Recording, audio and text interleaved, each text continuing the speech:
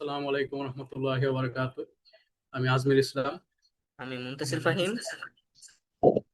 সারামণি।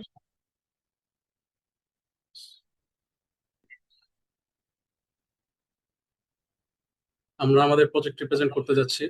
আমাদের প্রজেক্টের নাম buy and sell management system using data structures and algorithm, submitted to Mohammad Tauqir Ahmed, department of internet of things and robotics engineering. প্রথমত, এটি একটি simple buy and sell management system যেটি C তে build করা হয়েছে, যা বিভিন্ন ইনফরমেশন যথা নাম, কোয়ান্টিটি এবং প্রাইস ইত্যাদি ইনফরমেশন এন্ট্রি নিবে এবং এগুলো প্রসেস করবে। এই সিস্টেমটিতে আমরা লিংক লিস্ট ইউজ করেছি ডাটাগুলোকে ডাইনামিক্যালি এন্ট্রি করার জন্য। রিসাইকেল বিন হিসেবে আমরা ইউজ করেছি স্ট্যাক, এবং বাইনারি সার্চ ব্যবহার করা হয়েছে দ্রুত এবং সঠিকভাবে ইনফরমেশন ফাইন্ড করার জন্য। এই প্রজেক্টে আমাদের কিছু অবজেক্টিভ রয়েছে। প্রথমত, সি প্রোগ্রামিং ল্যাঙ্গুয়েজ ব্যবহার করে একটি কমপ্লিট ইনভেন্টরি ম্যানেজমেন্ট সিস্টেম তৈরি করা। ডিএসএ এর কোর কনসেপ্ট যথা link list, stack, array, sorting, queue এবং বিভিন্ন সার্চিং যথা বাইনারি সার্চ ইত্যাদি ইমপ্লিমেন্ট করা। এই প্রজেক্টটির টাইম কমপ্লেক্সিটি বের করা বিগ ও এর মাধ্যমে এবং প্রজেক্টটির পারফরমেন্স চেক করা। এই প্রজেক্টটি করতে গিয়ে আমরা কিছু প্রবলেমের সম্মুখীন হয়েছিলাম। প্রথমত, ফিক্স সাইজ অ্যারে ব্যবহার করার মাধ্যমে মেমোরি ওয়েস্ট হওয়ার একটা পসিবিলিটি থাকে। দ্বিতীয়ত, লিনিয়ার সার্চ ইউজ করলে সেই সিস্টেমটি স্লো হতে পারে কোনো একটি প্রোডাক্ট ফাইন্ড করা।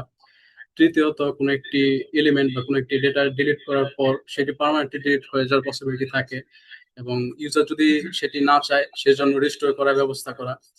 এবং চতুর্থ, আহ, একটি ডুপ্লিকেট ইনফরমেশন এন্ট্রি করার পর সেটি সমস্যা সমাধান করার জন্য একটি সিস্টেম তৈরি করা। এবং এই সকল সমস্যার সমাধান করে আমরা এই সিস্টেমটি বের করেছি। এবং সিস্টেমের ডিজাইনটি এরূপ যে প্রথমত, ইনভেন্টরি মডিউল, এখানে লিংক লিস্ট ব্যবহার করা হয়েছে। এটি ডাইনামিক্যালি ইনফরমেশন স্টোর করবে। এটির time complexity big of N, এবং এই বিগ অফ এন ট্রাভার্সাল করে সবগুলো এলিমেন্ট ও ডিসপ্লে করতে পারবে। দ্বিতীয়ত, রিসাইকেল বিন হিসেবে আমরা স্ট্যাক ব্যবহার করেছি, যেটি লিফো স্ট্রাকচারে চলে। এখানে ডিলিটেড ইনফরমেশন গুলো পুশ করা যাবে এবং প্রয়োজন মতো সেগুলো রিস্টোর করার জন্য পপ করা যাবে, এবং টাইম কমপ্লেক্সিটি বিগ অফ 1। এবং সার্চ করার জন্য রয়েছে বাইনারি সার্চ, যেটি আগে বাবল সর্টের মাধ্যমে সেই ইনফরমেশন গুলোকে অ্যালফাবেটিক্যালি সর্ট করতে হবে এবং তারপর সেই ইনফরমেশন গুলো সার্চ করা যাবে। এখানে এই প্রজেক্টটিতে আমরা ডিএস এর কিছু কনসেপ্ট ইউজ করেছি। প্রথমত, লিংক লিস্ট, এখানে প্রোডাক্টের নাম, টাইপ, কোয়ান্টিটি, প্রাইস সহ বিভিন্ন ইনফরমেশন স্টোর করা হবে। এটি টাইম কমপ্লেক্সিটি বিগ অফ 1। দ্বিতীয়ত, স্ট্যাক, এটি লিফো স্ট্রাকচার, এটি রিসাইকেল বিন হিসেবে ইউজ হবে। এখানে আমরা ইনফরমেশন পুশ করতে পারবো যেগুলো ডিলিট করা হয়েছে, এবং সেখান থেকে রিস্টোর করা যাবে, যার টাইম কমপ্লেক্সিটি হচ্ছে বিগ অফ 1। এখানে কিছু টেম্পোরারি ভাবে অ্যারে ইউজ করা হয়েছে, যা সার্চিং এর জন্য হেল্প করতে পারে। এবং বাবল সর্ট ইউজ করা হয়েছে, যা time complexity big of N square, যা ওয়ার্স কেসে, এবং এটি অ্যালফাবেটিক্যালি ইনফরমেশনকে স্টোর করবে। তারপর আমরা বাইনারি সার্চ ইউজ করেছি, যার time complexity big of log N. এটি সুশৃঙ্খলভাবে এবং দ্রুত একটি ইনফরমেশন সার্চ করে দিতে পারবে। এই স্লাইডটিতে আমাদের প্রজেক্টের অ্যালগরিদম রয়েছে। প্রথমত, কোন একটি প্রোডাক্ট ডিলিট করার পর সেটি ডিলিট করার জন্য প্রথমত ট্রাভার্স করে সেই নোডে যেতে হবে, যেহেতু আমরা লিংক লিস্ট ইউজ করেছি। সেই নোড থেকে সেই প্রোডাক্টটি ডিলিট করা যাবে চাইলে, এবং তারপর সেই ইনফরমেশনটি, ডিলিটেড ইনফরমেশনটি রিসাইকেল বিনে জমা হবে পুশ হয়ে। এবং যদি ইউজার চায় সেই ইনফরমেশনটি পুনরায় পুনরুদ্ধার করতে পারবে রিমুভ ফ্রম লিস্ট, অর্থাৎ পপ করার মাধ্যমে। এবং সার্চ আইটেমের জন্য ব্যবহার করেছে প্রথমত কপি টু অ্যারে, ইনফরমেশন গুলো কপি করে অ্যারেতে নেব, তারপর সেই অ্যারেটিকে সর্ট করব, এবং সেই অ্যারে থেকে সার্চ করার জন্য বাইনারি সার্চ ইউজ করা যাবে, এবং শেষ তা ডিসপ্লে করবে ডিসপ্লে আউটপুটে। তার পরবর্তী স্লাইডে রয়েছে এই প্রজেক্টের বিভিন্ন ফাংশনের টাইম কমপ্লেক্সিটি এবং সেগুলো অ্যানালাইসিস, এবং এই স্লাইডে রয়েছে রেকারেন্স রিলেশন, বিভিন্ন বাইনারি সার্চ এবং বাবল সর্টের রেকারেন্স রিলেশন। তার পরবর্তী স্লাইড থেকে এক্সপ্লেন করবে মুনতাসির ফাহিম। আসসালামু আলাইকুম। এই পার্টটিতে আমরা স্ক্রিনশট শেয়ারের পার্টটি আমরা কোডের মাধ্যমে রান করে সহজে বুঝতে পারবো। সো আমরা কোড ব্লকসে যে কোডটি রান করে দেখি কি অবস্থা। কোডটি রান করার সাথে সাথে আমাদের সামনে একটি মেনু বার অন হয়েছে। মেনু বারে 8টি অপশন দেখতে পাচ্ছি। আমরা ভিউ অল আইটেমে যেয়ে ভিউ অল আইটেমে যাব এবং 2 নম্বর অপশনে যাব। 2 নম্বর অপশনে যাওয়ার সাথে সাথে আমাদের সামনে আমাদের শপের মধ্যে কি কি আইটেম আছে সবগুলো একসাথে শো করছে। আমরা আগে থেকেই 15টি আইটেম শপের মধ্যে রেখেছি, কারণ দেখা গেছে যে আমাদের দোকানগুলোতে এমন কিছু কিছু আইটেম আছে যেগুলো সব সময় থাকে, তাই আমরা 15টি আইটেম আগে থেকে স্টোর করে রেখেছি। এখন যদি আমরা নতুন ভাবে কোনো আইটেম অ্যাড করতে চাই, তাহলে অ্যাড নিউ আইটেমে যাব, অর্থাৎ ওয়ান প্রেস করব। ওয়ান প্রেস করার সাথে সাথে আমাদের আইটেম নাম চাচ্ছে। আমরা নতুন ভাবে ধরেন আইসক্রিম আইটেমটি রাখতে যাচ্ছি।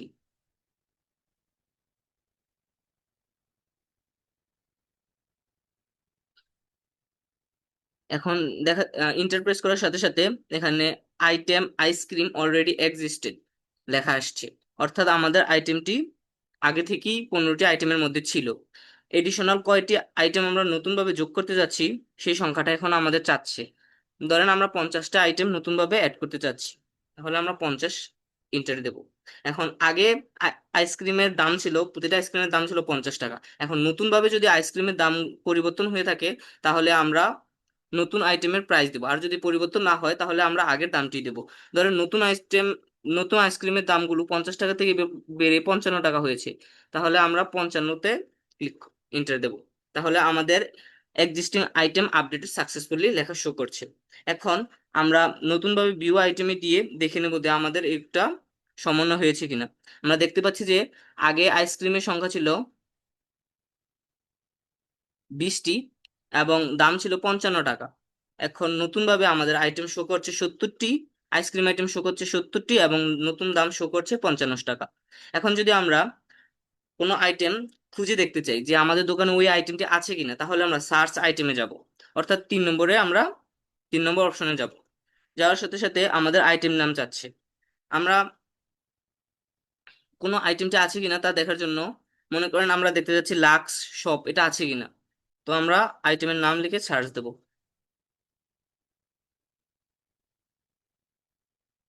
উম, দেখা যাচ্ছে যে আইটেম ফাউন্ড, অর্থাৎ আমাদের আইডি 14-তে এই আইটেমটি আছে এবং এই আইটেমের 30টি আছে এবং প্রাইস হচ্ছে 65 টাকা করে। এখন আমরা যদি কোনো আইটেম ডিলিট বা রিডিউস করতে চাই, তাহলে আমরা অপশন 4-এ যাব। 4-এ যাওয়ার সাথে সাথে কোন আইটেমটি ডিলিট করতে চাচ্ছি সেটা চাচ্ছে। আমরা আগে আইসক্রিম আইটেমটি অ্যাড করেছিলাম, এখন আমরা ওই আইসক্রিম আইটেমটি ডিলিট করতে চাচ্ছি, তাহলে আমরা আইসক্রিম নাম লিখবো। ইন্টার প্রেস করার সাথে সাথে আমাদের কাছে দুটি অপশন এসেছে।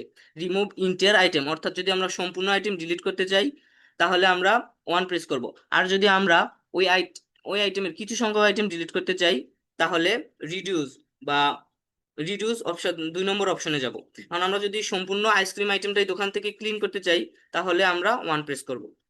ওয়ান প্রেস করার সাথে সাথে এখানে শো করেছে item ice cream completely removed to recycle bin, অর্থাৎ এই আইসক্রিম আইটেমটি রিসাইকেল বিনে চলে গেছে।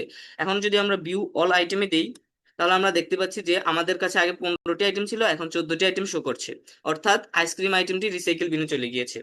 এখন যদি আমরা রিসাইকেল বিনে কি কি আইটেম আছে তা দেখতে চাই, তাই আমরা যাব ভিউ রিসাইকেল বিন আইটেম, অর্থাৎ 5 নম্বরে। যাওয়ার সাথে সাথে আমরা দেখতে পাচ্ছি যে আমাদের আইডি 15 আইসক্রিম আইটেমটি রিসাইকেল বিনে চলে গিয়েছে। এটা যদি আমরা পুনরায় দোকানে ফেরত আনতে চাই, তাহলে আমাদের যেতে হবে রিস্টোর আইটেম, অর্থাৎ 6 নম্বরে।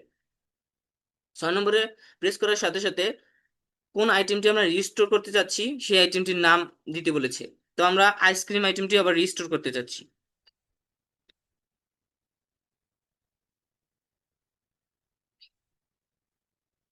অর্থাৎ আইসক্রিম আইটেমটি এন্টার করার সাথে সাথে এখানে লেখা উঠেছে যে item ice cream restore successfully to my main list, অর্থাৎ আমরা যদি এখন ভিউ অল আইটেমে দেই তাহলে আমাদের আগের সবগুলো আইটেম আবার সম্পূর্ণভাবে শো করছে, আবার আইসক্রিম অর্থাৎ আইসক্রিম আইটেমটা আবার চলে এসেছে। এখন যদি আমরা আপডেট কোয়ান্টিটি অর্থাৎ কোনো আইটেমের সংখ্যা পরিবর্তন করতে চাই, তাহলে আমরা 7 নম্বর অপশনে যাব। এবার কোন আইটেমের কোয়ান্টিটি আমরা বাড়াতে বা কমাতে যাচ্ছি সেই আইটেমের নাম চাচ্ছে। আমরা আবার ওই আইসক্রিম আইটেমেরই সংখ্যা কমাতে বা বাড়াতে যাচ্ছি, তাহলে আমরা আইসক্রিম আইটেমের নাম লিখব।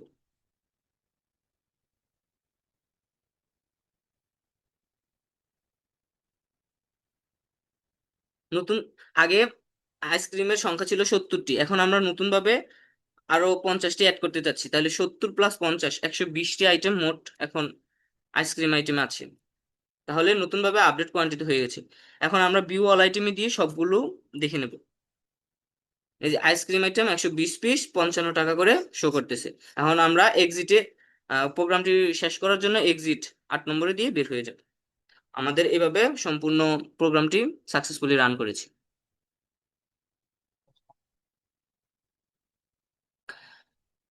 স্লাইডের পরবর্তী অংশটুকু এক্সপ্লেন করবে সারামণি।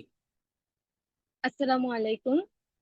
আমি এই স্লাইডে আমাদের আইটেম ম্যানেজমেন্ট সিস্টেমের সুবিধা এবং সীমাবদ্ধতা সম্পর্কে আলোচনা করব। প্রথমে সুবিধাগুলো।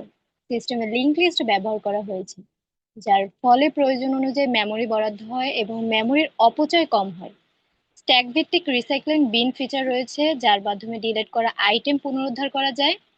বাইনারি সার্চ ব্যবহারের কারণে দ্রুত আইটেম খুঁজে পাওয়া যায়, বিশেষ করে বড় ডেটা সেটে।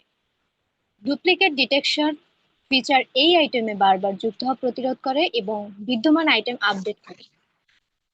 এবার সীমাবদ্ধতাগুলো। বাবল সার্ট ব্যবহার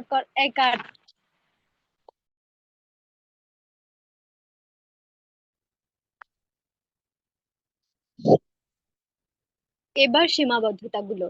বাবল সর্ট ব্যবহার করায় ডেটা বেশি হলে সার্চের আগে সাজানোর সময় বেশি লাগে। কোনো পার্মানেন্ট স্টোরেজ নেই, তাই প্রোগ্রাম বন্ধ হলে সমস্ত তথ্য হারিয়ে যায়। লগ ইন বা অথেন্টিকেশন সিস্টেম না থাকায় যে কেউ সিস্টেমে প্রবেশ করতে পারে। নেক্সট,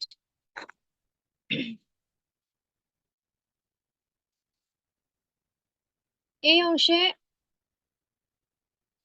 অংশে আমরা আমাদের প্রকল্পটি যে ডাটা স্ট্রাকচার মৌলিক ধারণাগুলো ব্যবহার করে একটি বাস্তবধর্মী ইনভেন্টরি ম্যানেজমেন্ট সিস্টেম তৈরি করতে সক্ষম হয়েছি সেটি নিয়ে আলোচনা করব। এখানে লিংক লিস্ট ব্যবহার করা হয়েছে মূলত ডাটা সংরক্ষণের জন্য।